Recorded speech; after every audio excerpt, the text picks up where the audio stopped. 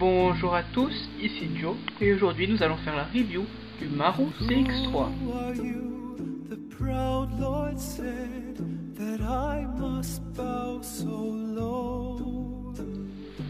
Donc comme vous pouvez le constater, mon édition est arrivée avec un support bleu, c'est une sorte de piédestal pour pouvoir le mettre en exposition.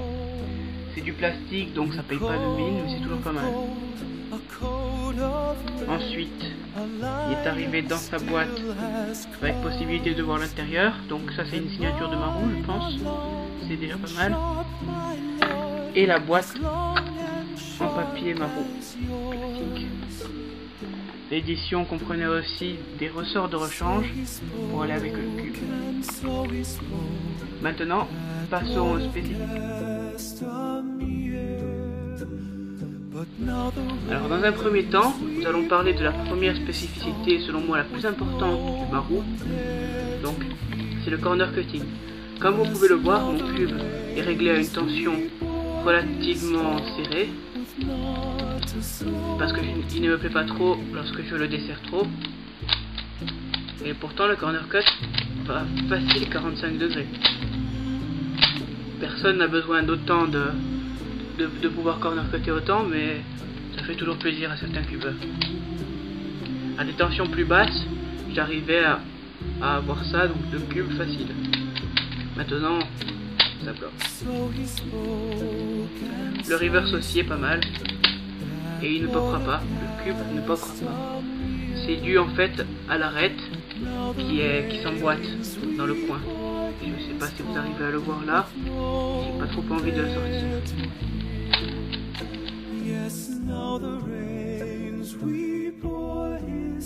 Ensuite, la deuxième spécificité de ce cube qui me semble importante, c'est son son.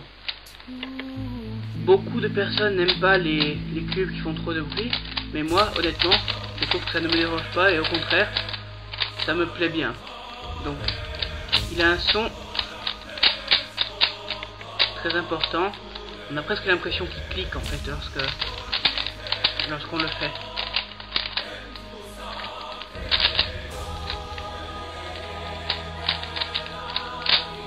Par exemple, lorsque je fais le cube, on a l'impression que les coins en fait ils s'entrechoquent.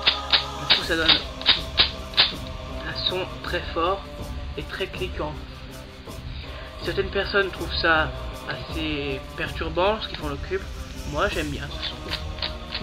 C'est sûr que ça change par exemple d'un cube comme le Fangchi Shuangren V2 qui lui a un son presque sablonneux. Mais bon, ce sera l'objet d'une future vidéo sans doute. Donc, comme vous pouvez l'entendre, le son est très fort. Après, je ne sais pas si c'est arrangé dans les mauvais ou dans les bonnes spécificités. Je ne saurais pas vous dire, ça dépend de chaque personne.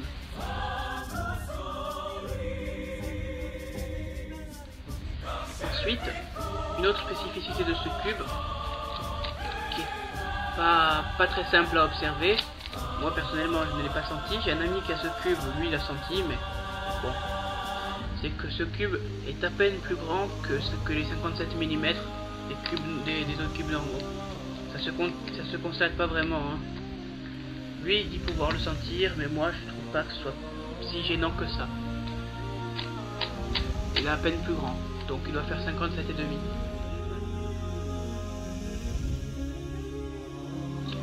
Ensuite,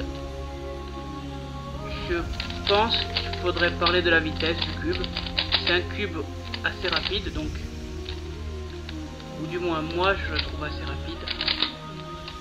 Je sais pas si beaucoup de personnes ont besoin de cubes rapides. Certaines préfèrent avoir des cubes un peu plus lents et plus contrôlables.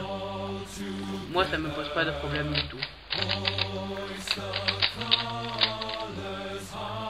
Après, je sais que ça va pas l'air très rapide dans mes mains vu que je suis assez lent pour enchaîner les algos. Donc comme vous pouvez le voir, je suis relativement lent. C'est parce que je n'ai pas commencé il y a très longtemps le cube. Sinon, autre chose il est assez contrôlable, je trouve, pour sa vitesse. Moi, je l'ai réglé à une tension serrée, du coup, il est plus contrôlable. Si on le laisse avec les réglages sortis de boîte, je pensais qu'il overshootait un peu à chaque fois que je tournais. Du coup, c'est pas super, surtout que je suis pas très précis de mes doigts. Ouais, chacun sa technique de cube.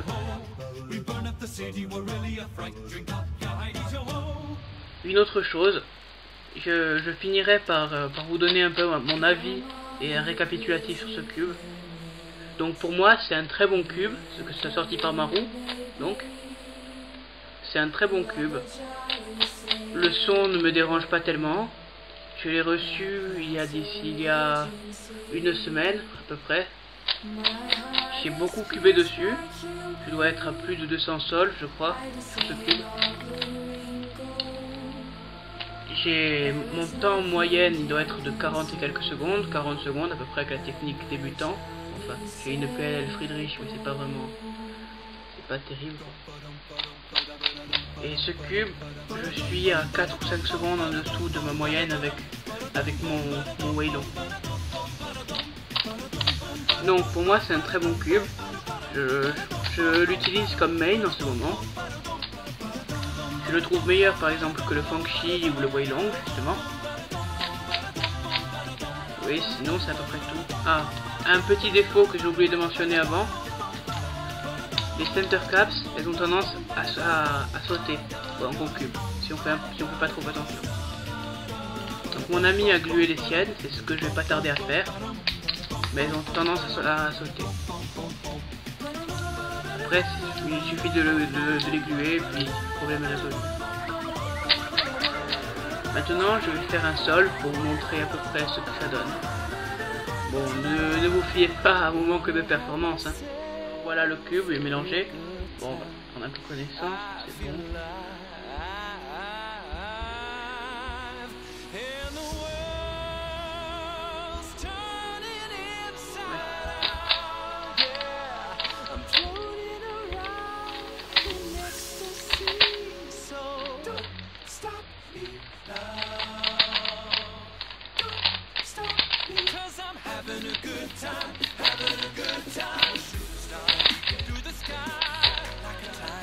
Je sais pas si vous pouvez voir grand chose avec mes mains.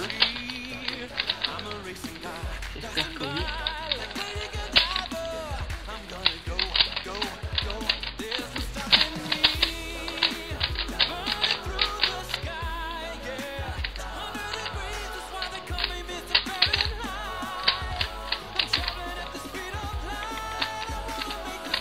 J'espère que j'aurai pas à refaire de frise parce que mes grosses mains me cachent la vue.